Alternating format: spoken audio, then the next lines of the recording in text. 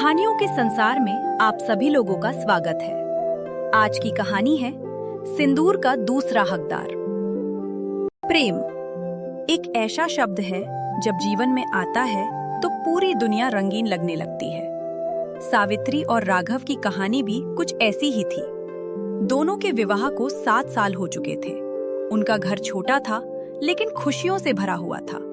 राघव एक मामूली क्लर्क था, लेकिन अपनी पत्नी सावित्री के लिए वह किसी राजा से कम नहीं था, और सावित्री के लिए एक राघव ही उसकी पूरी कायनात था।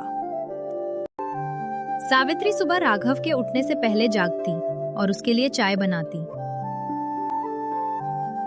उसके कपड़ों पर इस्त्री करती और पूरे दिन बस इसी इंतजार में काटती कि कब शाम होगी और राघव घर लौटेगा।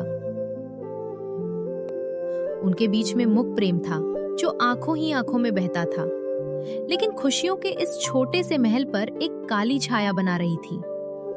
7 साल बीत गए थे, लेकिन उनके आंगन में किसी बच्चे की किलकारी नहीं गूंजी थी।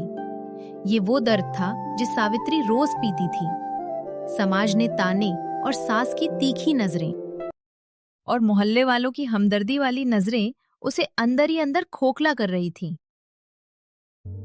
राघव कभी कुछ नहीं कहता था। वो बस सावित्री का हाथ थाम लेता और मुस्कुरा देता, जैसे कह रहा हो तुम हो ना, बस काफी है। लेकिन सावित्री जानती थी उस मुस्कान के पीछे भी एक टीस छुपी है। समय गुजरता गया और दबाव बढ़ता गया। राघव की माँ बीमार रहने लगी और उनकी बस एक ही जिद थी, मरने से पहले पोते का मुंह देखना। सावित्री ने हर व्रत किया, हर मंदिर गई, हर हकीम डॉक्टर को दिखाया, पर किस्मत को कुछ और ही मंजूर था।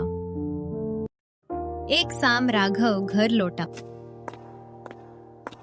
वो हमेशा जैसा राघव नहीं था। उसकी आंखों में अपराध बोध था। वो सावित्री से नजरें चुरा रहा था। आते ही बेड में बैठ गया। सावित्री घबरा गई और पास आकर बोली, आज आपको क्या हुआ है? पहले जैसे खुश नहीं हो। ऐसा लग रहा है कुछ छुपा रहे हो। बताओ ना, क्या हुआ?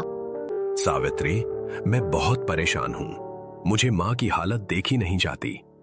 डॉक्टर कह रहे हैं उनके पास ज्यादा समय नहीं है, और माँ एक ही बात बोल रही है। क्या करूँ, कुछ समझ में नहीं आ रहा। राघव की आवाज भर आई। उसने नजरें झुकाकर कहा, सावित्री, मुझे दूसरी शादी करनी होगी माँ की खातिर, सिर्फ एक वारिस के लिए। सावित्री के कानों में जैसे बम फटा हो। जिस हाथ को वो अपनी सुरक्षा मानती थी, आज वही हाथ उस झटक रहा था। 7 साल का प्रेम, 7 फेरों के वादे, सब एक पल में धुंधला गए। वो कुछ नहीं बोली, ना रोई न चिल्लाई, बस एकटक राघव को देखती रही, जैसे पूछ रही हो क्या मैं काफी नहीं थी? राघव ने उसे भरोसा दिलाया, सावित्री, तुम हमेशा मेरी पहली और सबसे अजीज पत्नी रहोगी। ये शादी सिर्फ एक समझौता है। लेकिन क्या प्रेम में कभी समझौते होते हैं? दिन बीतते गए और घर में शहनाइयां गूंजी। राघव एक नई युवा और सुंदर लड़की मीरा को ब्याह लाया। सावित्री ने खुद अपने हाथों उस कमरे को सजाया जहां कभी वो राघव के साथ सपने बुनती थी। उसने मीरा का स्वागत किया जैसे एक बड़ी बहन करती है। मीरा कभी बुरी नहीं थी। वो सहमी हुई थी, जानती थी कि वो एक टूटे हुए घर को तोड़ने आई है। शुरू में राघव सचेत रहता था। वो दिन सावित्री के साथ बिताता और रात मीरा के साथ। वो सावित्री के लिए तोहफा लाता और उसे ज्यादा से ज्यादा समय देने की कोशिश करता, लेकिन समय बड़ा निष्ठुर होता है। धीरे धीरे मीरा राघव के जीवन के केंद्र में आने लगी। वो जवान थी, चंचल थी, और सबसे बढ़कर वो जल्द ही माँ बनने वाली थी। जब ये खबर घर में आई तो खुशी का माहौल छा गया। माँ ठीक हो गई। राघव के चेहरे पर नई चमक आ गई। सावित्री उस घर के कोने में सिमटी गई, एक जिंदा लाश की तरह। वो अब भी खाना बनाती थी, घर संभालती थी, लेकिन अब कोई उसके खाने का इंतजार नहीं करता था। अब कोई शाम को उसके पास बैठकर दफ्तर की बातें नहीं करता था। राघव की हंसी अब मीरा के कमरे से आती थी। एक दिन सावित्री ने राघव को मीरा के पेट पर हाथ रखकर आने वाले बच्चे से बातें करते देखा। राघव के चेहरे पर वही निश्चित प्रेम था जो कभी सिर्फ सावित्री के लिए था।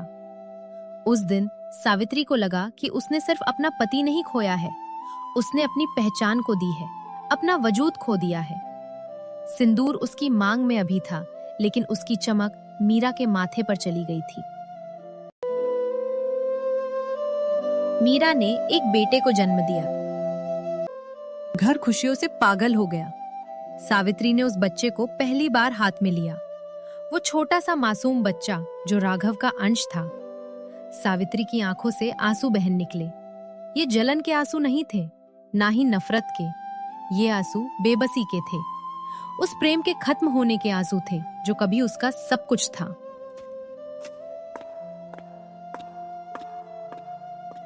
राघव उसके पास आया। उसने बच्चे को सावित्री की गोद में देखा। वो कुछ कहना चाहता था, पर उसके पास शब्द नहीं थे। उसने सावित्री की आंखों में देखा। जहां कभी प्रेम का समंदर था, अब वहां सिर्फ एक गहरी शांत उदासी थी।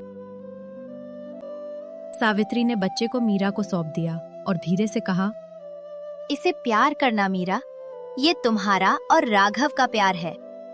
इतना कहकर सावित्री वहां से चली गई। उस रात सावित्री अपने कमरे में गई।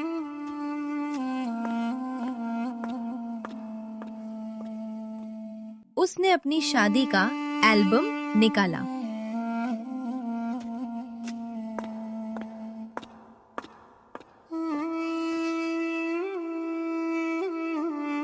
एक एक तस्वीर राघव के साथ उसके बीते हुए कल की कहानी कह रही थी।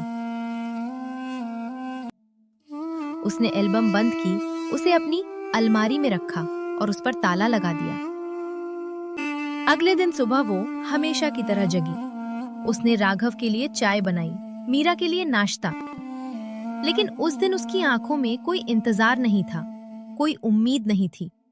उसने स्वीकार कर लिया कि वो अब राघव की अर्धांगिनी नहीं, तो उसके घर की एक जरूरत बनकर रह गई है।